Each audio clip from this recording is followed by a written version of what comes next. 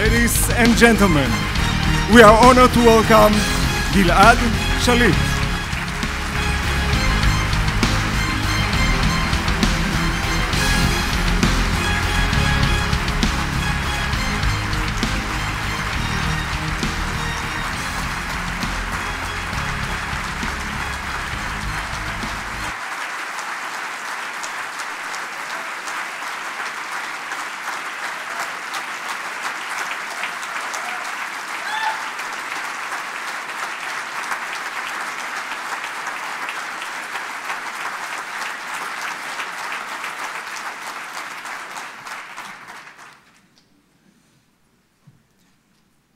Good evening to everyone.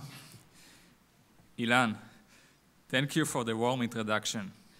I appreciate your kind words. I'm so honored to stand here before you. I cannot believe that I have the opportunity to address over 700 of my friends and supporters here in Vancouver. I'm humbled by this experience. I know that Vancouver has a fantastic Jewish community, and I appreciate your coming to join me tonight. Thank you to Ben and Noam, my childhood friends, for making the trip with me. I was never supposed to be on a bima speaking to so many people. I had a quiet and normal life in northern Israel. I have loving parents and a wonderful family, as well as many friends. I entered the army at the age of 18, like so many other Israelis. I volunteered for a fighting unit to follow my brother and was accepted into the armored corps, the Shirion.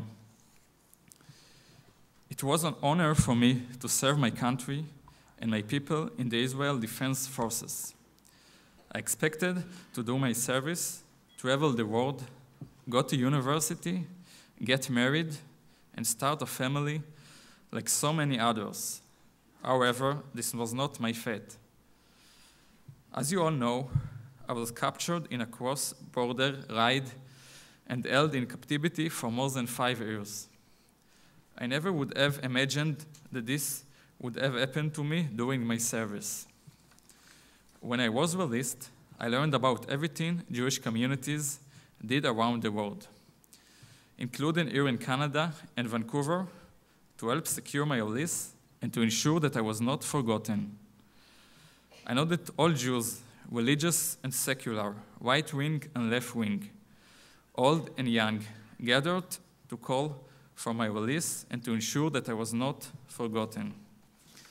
I would like to thank you for your efforts. We all know that Kol Israel Arevim Ze Lazeh.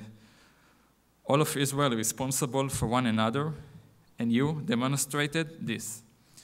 It is one of the highest values in Judaism, and I'm inspired by your commitment. I am now trying to live a normal life in Israel. However, life is no longer so normal. People stop me on the street to take pictures with me. When I'm in the shuk, vendors come from behind those stalls to give me food. I could never have imagined that this would be my life. Recently, I wrote a sport column for Yediot Achronot, and I'm preparing to go to college to further my education. I've also been traveling around the world to meet Jewish communities. I was recently in Australia and Latin America.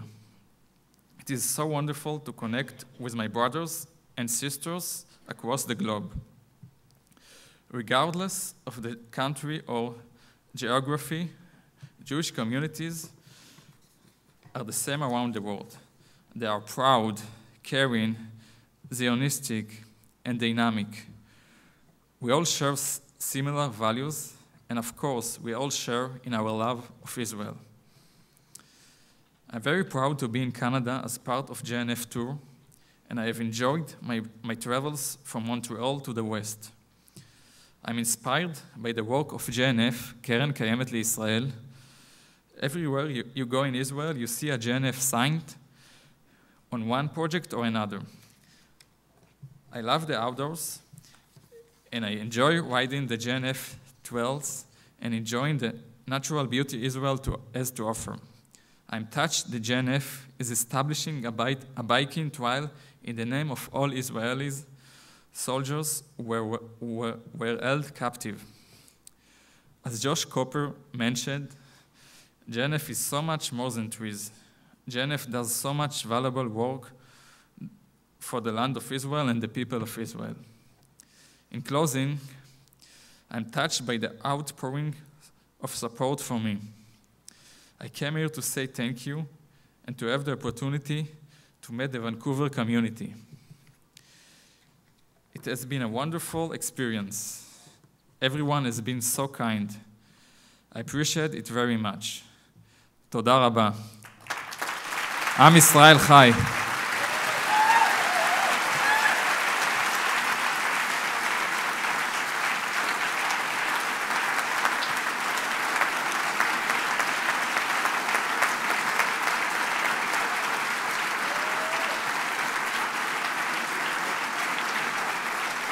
Thank you very much, Gilad.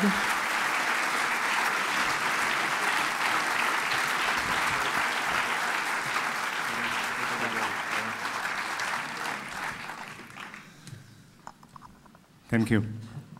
Well, the next part of the evening will be a combination between Hebrew and English, because as you know, we both communicate not so bad in Hebrew, but most of the people that here tonight understand this weird language called English.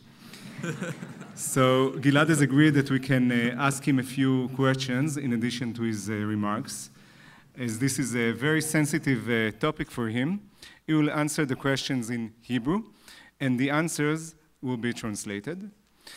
I would also please ask any reporters are here tonight to turn off their cameras, any recording devices, and put their pens down as we would prefer these remarks to be kept off the record. Thank you. So the first question that comes on mind is, Gilad, how did you pass your days? What did you do? איך העברת את הימים באותן 5 שנים ו4 חודשים? בכל התקופה בשבי היה לי חשוב לקיים אורח חיים אקטיבי, לעשות כמה שיותר דברים ולא לשבת כל היום בבטלה. So throughout the captivity I tried to stay active. עשית איזה שהן פעילויות, איזה שהם דברים יזומים, איזה שהם משחקים? עשיתי מספר דברים, עשיתי כל מיני דברים שהם לא הכי נורמליים, כי התנאים והשעמום הרע והבדידות אילצו אותי, גרמו לי לעשות. דוגמה לכך הייתי ממציא כל מיני משחקים, כמו לעשות כדור מהגרביים שלי ולזרוק אותם לכל מיני מטרות בחדר. Well, I was bored and alone during the time of the captivity. Since I tried to stay active, I invented games. For example, I took my socks, I turned them into a ball and played basketball, aiming at different targets in the room. What else? עוד דוגמה זה... הייתי מצייר את המפה של ישראל ואת המפה של היישוב שאני גר בו. זה היה עוזר לי להיזכר בכל מיני דברים טובים של העבר. Well, I didn't want to forget, so I would draw down on paper from memory the map and houses of my village and also the map of Israel. Yeah. His village is Mitzpeh in the Upper Galilee, as well as the map of Israel. Were you able to listen to a radio or watch TV? כן, בחלק מהזמן אפשרו לי לצפות בטלוויזיה, בערוצים מסוימים, ונתנו לי להאזין לרדיו, לתחנות ישראליות. Was it your TV in the room? You had TV in the room? No, it was... הייתה הטלוויזיה שלהם, והם נתנו לי לראות בה לפעמים. I'll translate. So sometimes I could listen to the radio and see TV. Sometimes I would join the guards, and other times I could do it alone. And as he said at the beginning, he had many hours of alone with his thoughts, and see that his future was on hold. Thank you. Let's move to another question about what happened around the world and in Israel. Did you know what was happening around the world with regard to supporting you?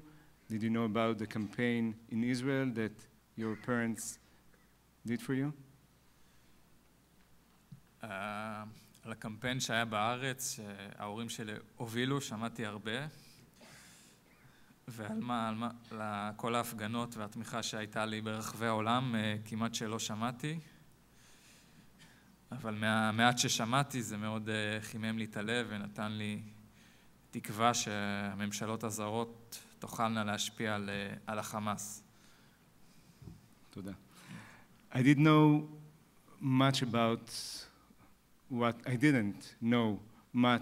what was happening for me around the world, but I did know what was happening in Israel for me with the leadership of my parents that worked for me, that they had a campaign to free me, and that really made me feel good.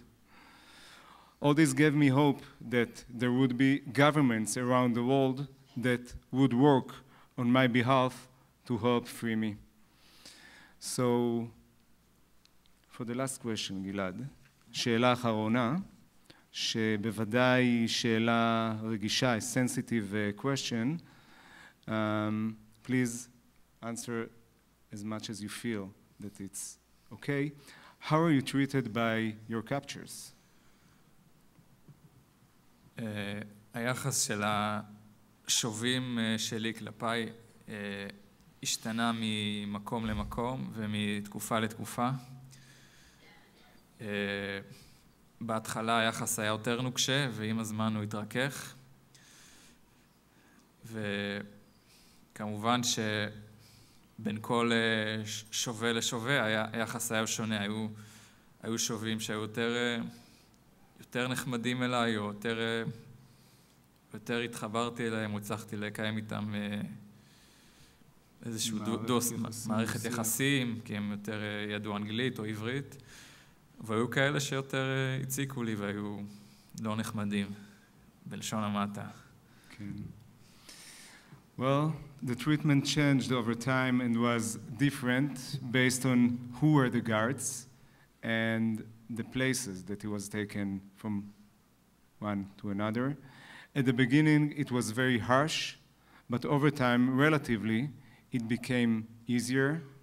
Yet there were guards who treated me, he says, quite decently. They spoke Hebrew or even English, but there were others who would verbally abuse me. Gilad, תודה רבה.